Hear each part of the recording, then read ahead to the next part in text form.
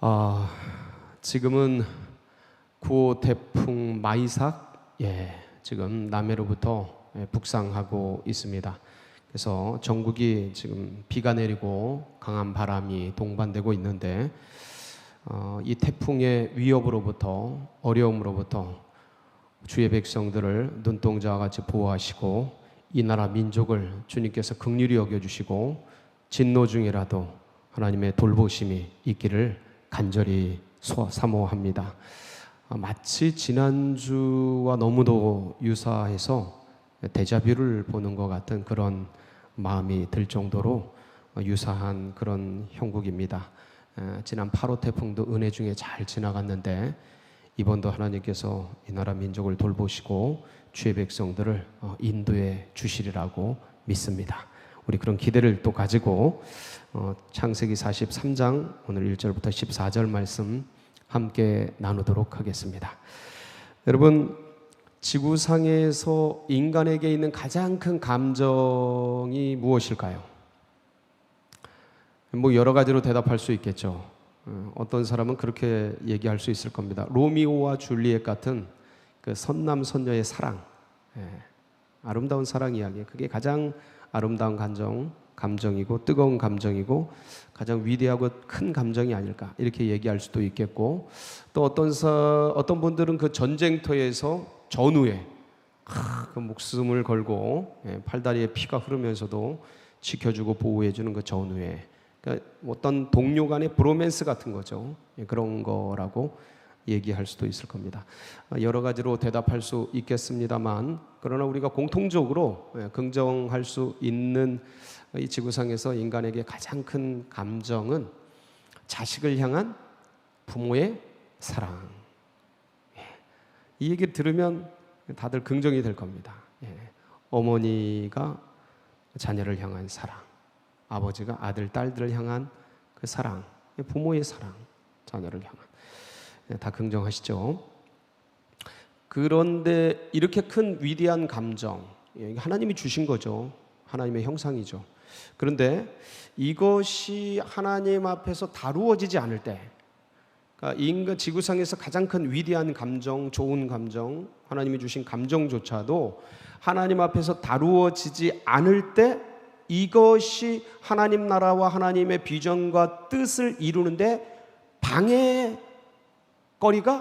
될 수 있다는 것을 우리가 지난주 말씀을 통해서 그 야곱이 베냐민을 내어놓지 않으려는 그러한 어떤 거역을 보면서 함께 우리가 상고해 보았습니다.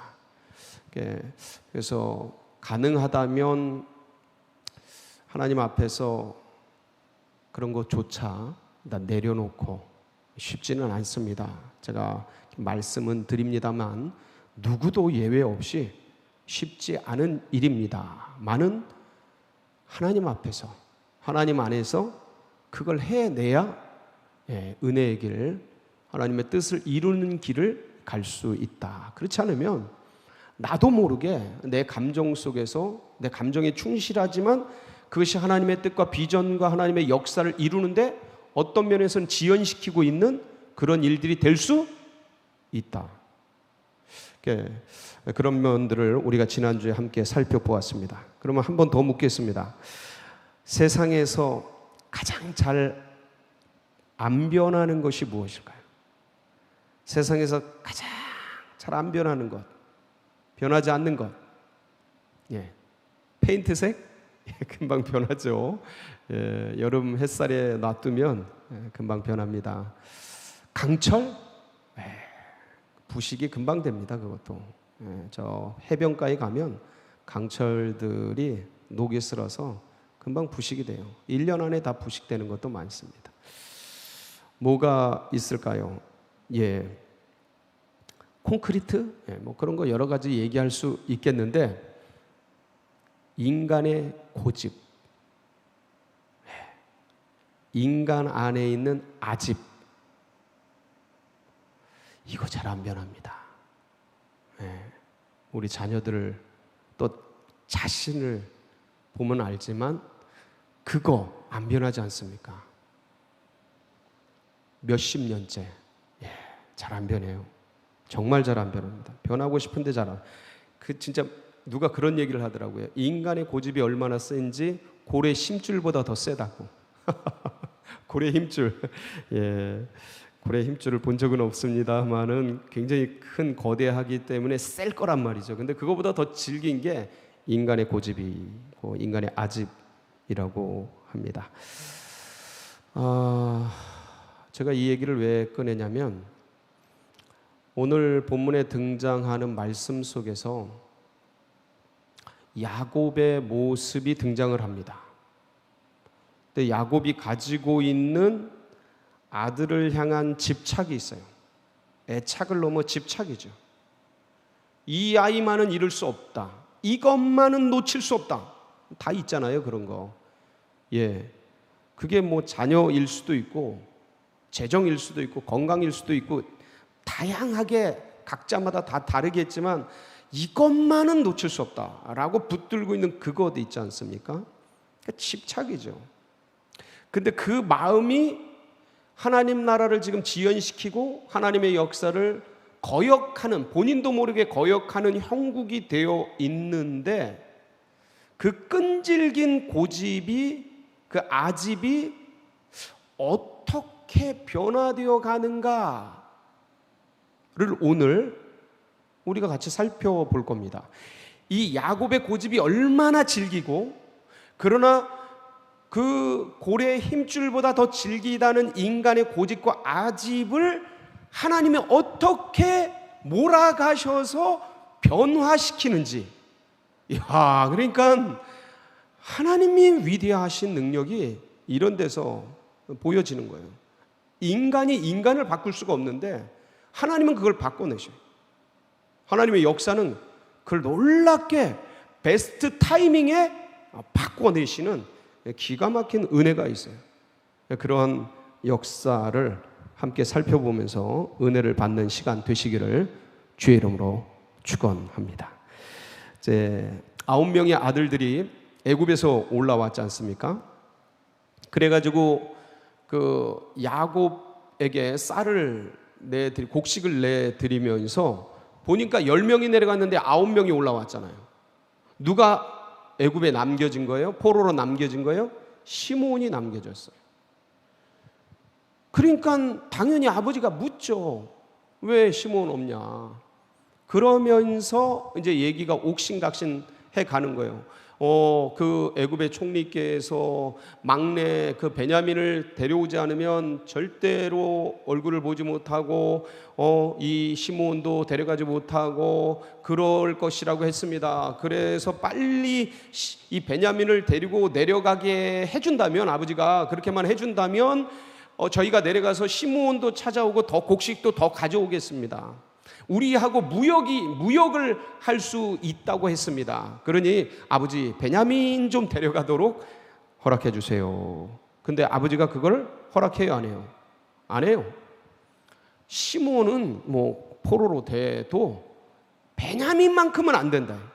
베냐민만큼은 그 아버지의 그 자식을, 특히 베냐민을 향한 그 사랑, 그 애착을 볼 수 있는 장면이 창세기 42장 34절에서 37절에 나오죠. 한번 볼까요?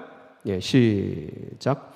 너희 막내 아우를 내게로 데려오라. 그러면 너희가 정탐꾼이 아니요 확실한 자들임을 내가 알고 너희 형제를 너희에게 돌리리니 너희가 이 나라에서 무역하리라 하더이다 하고, 각기 자루를 쏟고 본즉 각 사람의 돈뭉치가 그 자루 속에 있는지라 그들과 그들의 아버지가 돈뭉치를 보고 다 두려워하더니 그들의 아버지 야곱이 그들에게 이르되 너희가 나에게 내 자식을 잃게 하도다.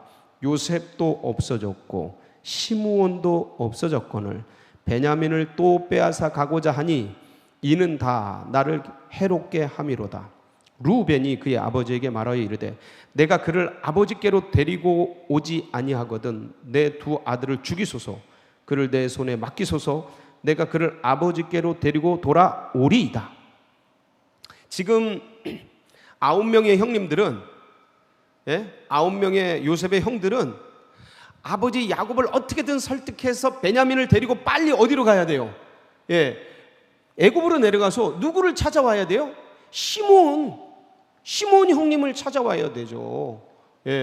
루벤 시므온 아니에요. 둘째 형님이에요. 루벤 다음에. 그러니까 이 형님 빨리 찾아와야 되는데, 그러면 베냐민을 데리고 내려가야 되는데 아버지가 지금 죽어도 베냐민을 안 내놔요.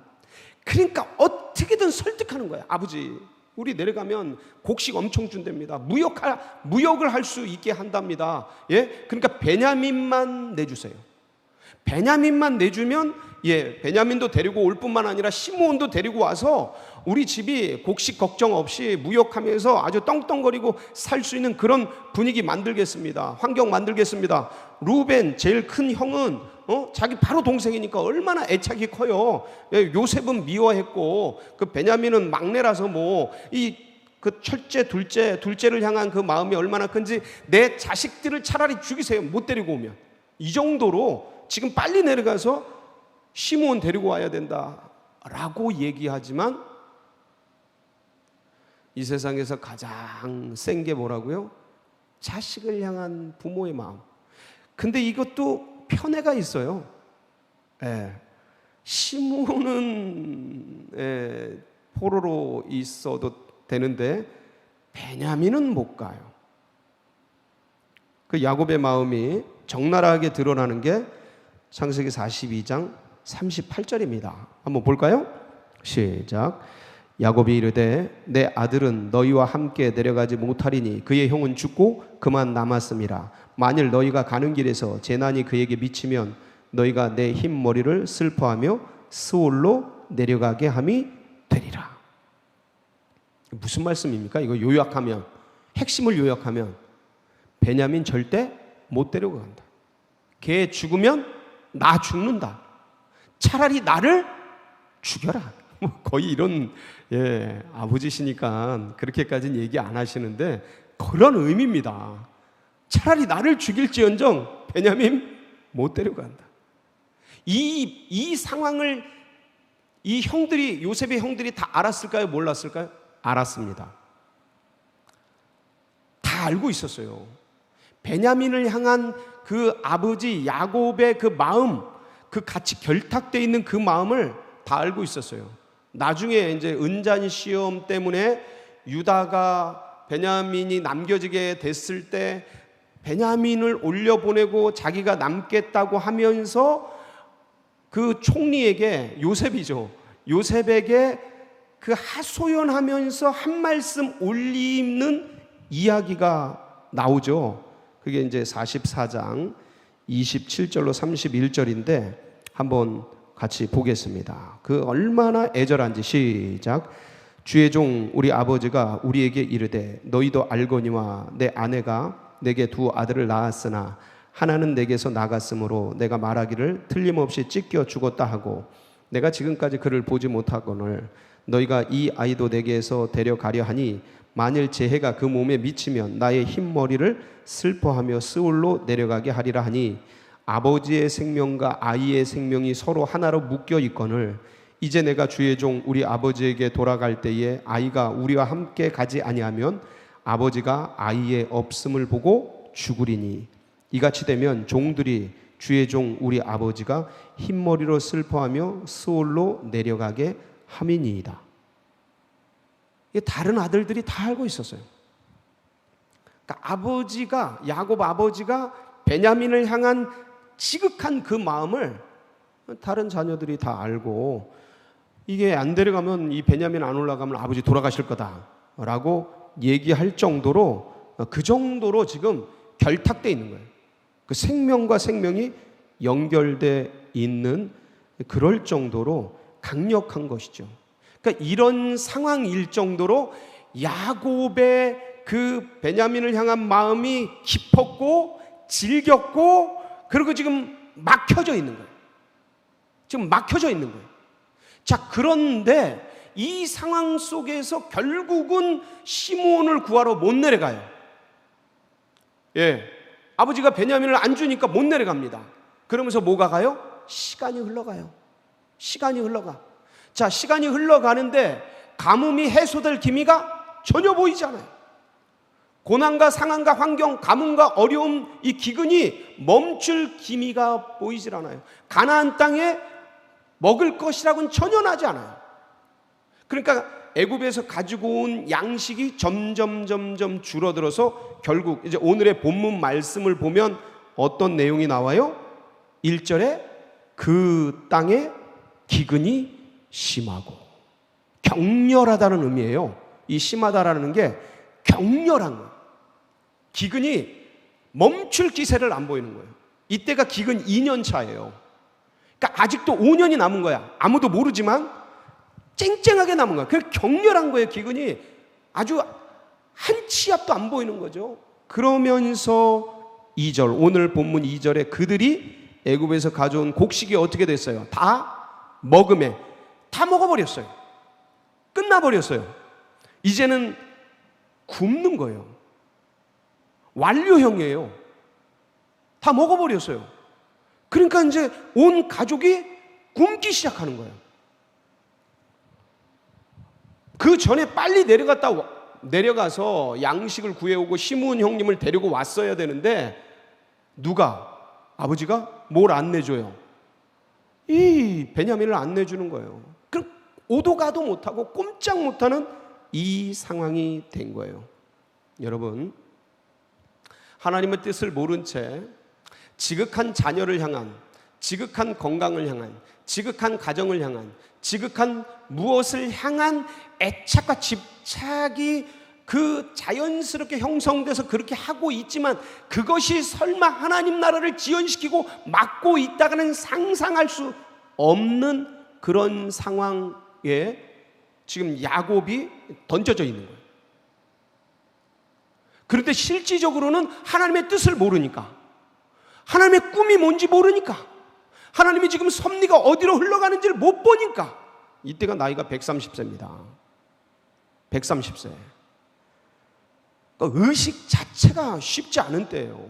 근데 이런 상황 속에서 그러다 보니까 하나님의 뜻을 막고 있는 형국이 되어 있는데, 하나님의 능력은 이것조차도, 인간의 이 연약함조차도, 인간의 이 부족함조차도, 인간 안에 있는 자연스러운 자연현상이고, 아비로서 다른 애들보다 걔를 더 사랑하는 그런 어떤 편애이고 잘못된 것이지만 그 자연스럽게 나오는 부성애 속에서 이루어지는 그런 것 속에 나오는 인간의 연약함과 부족함이지만, 이것조차도 하나님은 하나님의 역사 속에 그 변수조차 다 넣고 계셔요.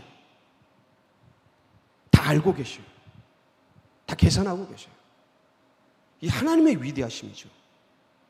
그러니까 이거를 합력해서 하나님의 역사 속에 변화되도록 끌어가시는 거예요.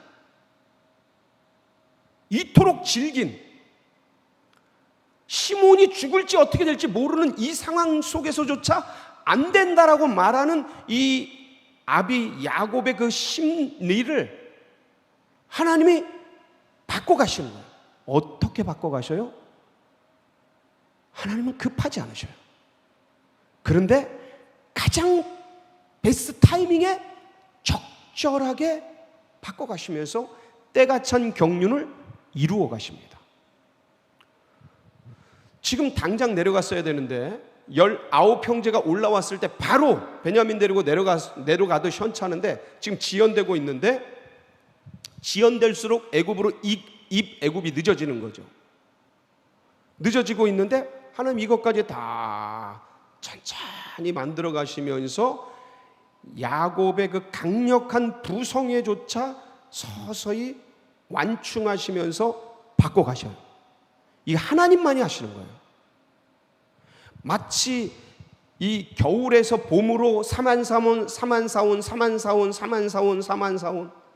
그리고 뜨거운 장마와 후덥지근한 이 여름에서 가을로, 겨울로 사만사온 이렇게 하면서 어느덧 겨울이 되고 어느덧 여름이 되고 자연스럽게 변화되는 그것처럼 하나님이 기가 막히게 야곱의 이 강력한 마음조차도 바꾸어 가시는 거예요.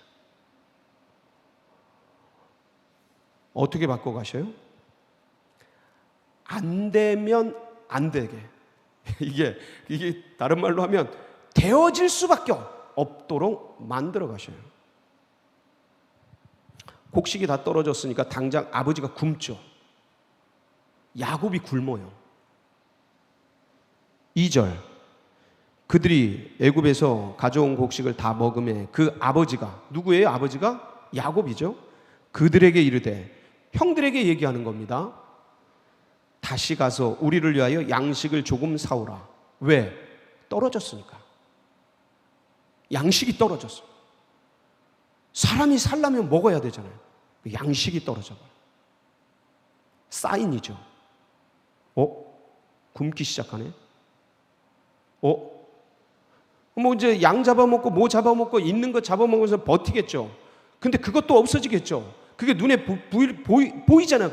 그러니까 사고 속에서, 야곱의 머릿속에서 빨리 가서 양식 사와야 되는데, 그러니까 양식을 조금 사오라고 얘기하는 겁니다. 양식이 필요하다. 뭐 하냐 니네. 애굽 내려가지 않고, 애굽에 양식이 있으니까 빨리 내려가서 그 양식을 사오라. 이때 유다가 얘기합니다. 여러분 3절부터 저희가 읽은 게 오늘 43장 14절까지 읽었어요. 근데 여기에 베냐민에 대한 단어, 그게 몇 번 나오는지 아세요? 베냐민에 대한 단어. 그러니까 너희 아우, 우리 아우, 너희의 아우, 또 다른 아우, 너희에게 아우가, 너희의 아우, 그를 위하여, 그를 찾으소서, 그를 아버지께, 네 아우도 베냐민을, 내가 자식을, 하나 둘 셋 넷 다 일곱 여덟 아홉 열 열하나 열둘 열셋. 와, 매 절마다 하나씩 있을 정도로 베냐민에 대한 얘기가 나옵니다. 이거 주제는 베냐민이에요. 이 말씀의 주제는 베냐민 달라, 베냐민 데려와라, 베냐민이 아니면 안 된다, 베냐민이 가야 된다. 베냐민 주제. 그러니까 유다가 나와서 아버지께, 아버지, 베냐민을 주셔야 저희가 내려갑니다.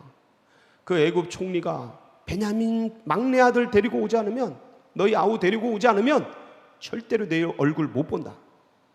그러면 시므온도 못 구해옵니다. 아버지, 베냐민을 내게 주소서. 니네들이 왜 아우, 또 다른 아우가 있다고 말해가지고 이 사단을 만들었느냐. 아버지, 그 애굽 총리가 조목조목 네 친족이 누구가 있고 네 아버지가 잘 있고 네 또 다른 아우들이 있는지 그걸 물어보시는데 거기서 어떻게 거짓말을 합니까? 어떻게 대답을 안 합니까? 지금 옥신각신 대화를 하고 있습니다.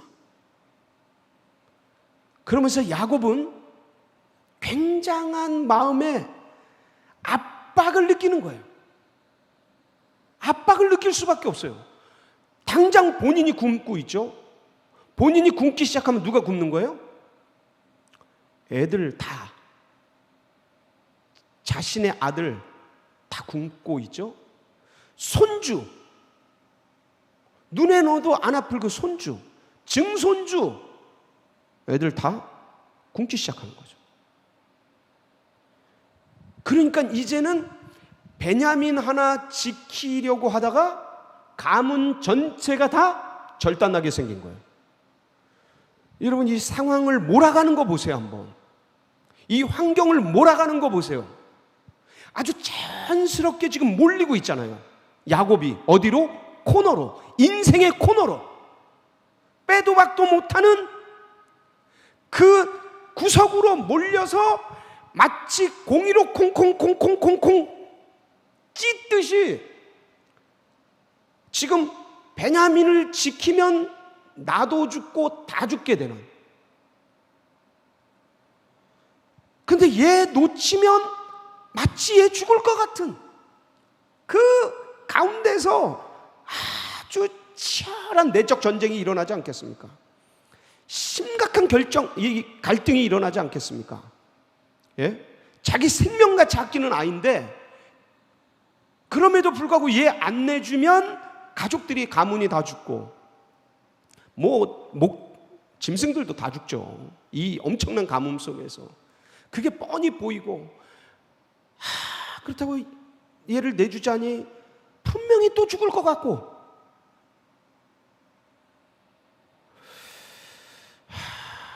어떻게 해야 되나.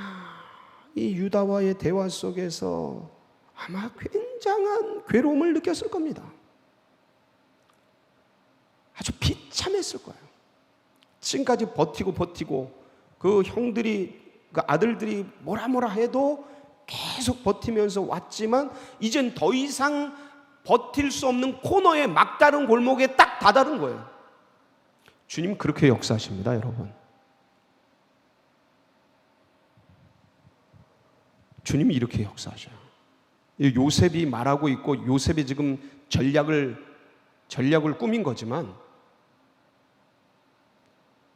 요셉의 그 머릿속에서 지금 움직이고 있는, 그 꿈을 향해 움직이고 있는 그 모든 마음을 누가 주신 거예요? 주님이 주신 거죠.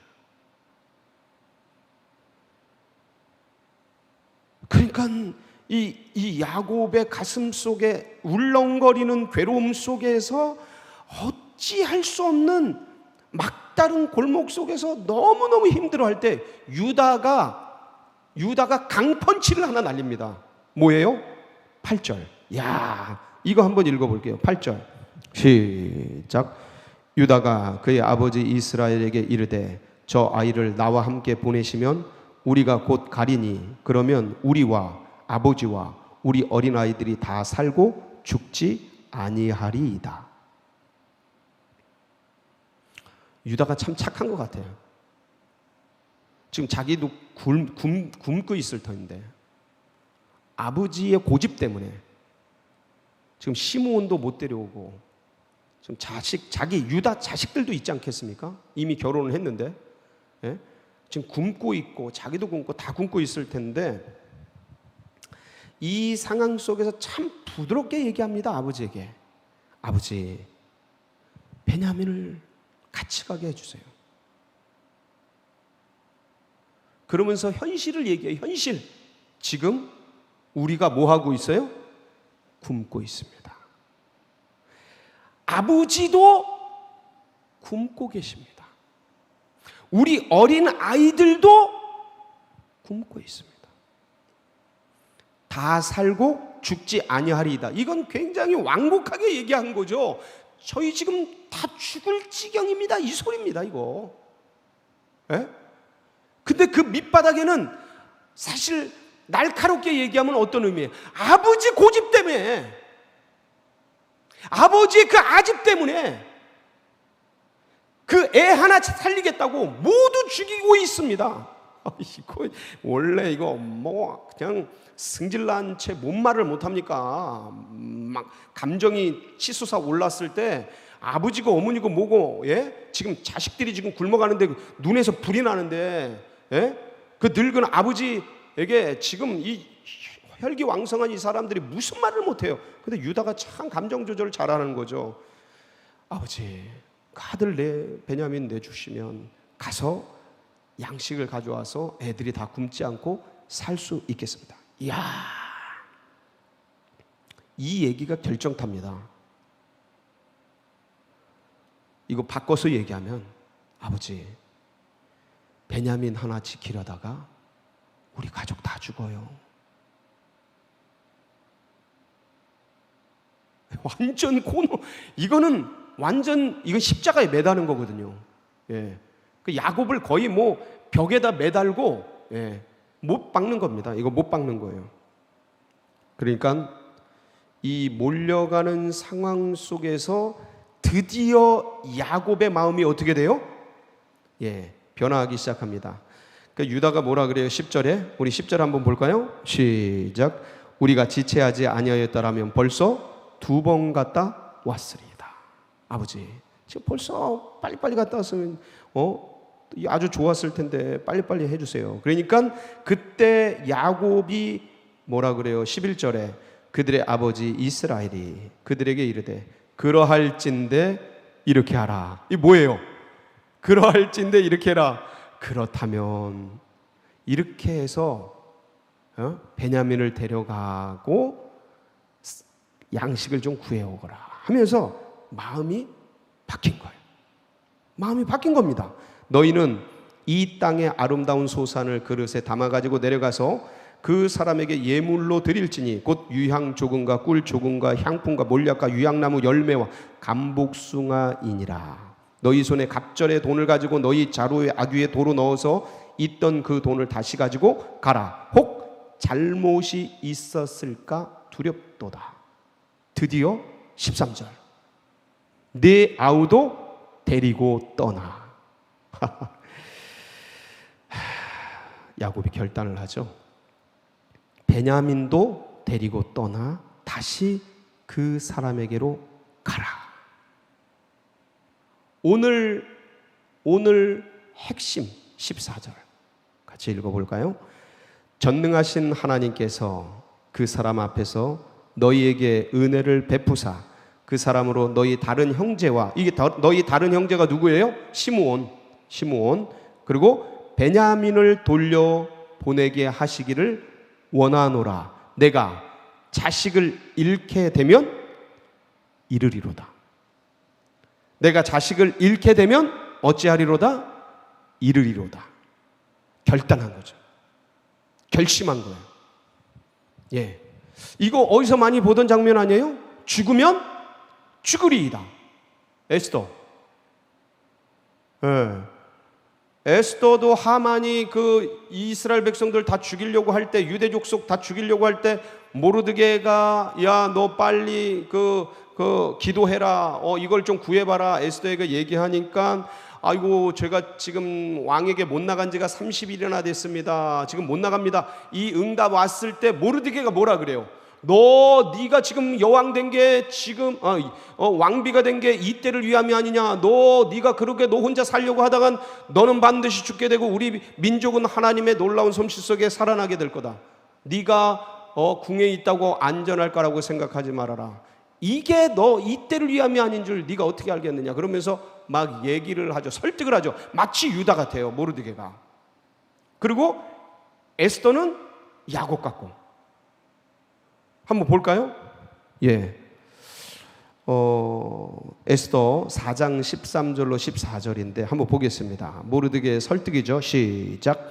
모르드게가 그를 시켜 에스더에게 회답하되 너는 왕궁에 있으니 모든 유다인 중에 홀로 목숨을 건지리라 생각하지 말라.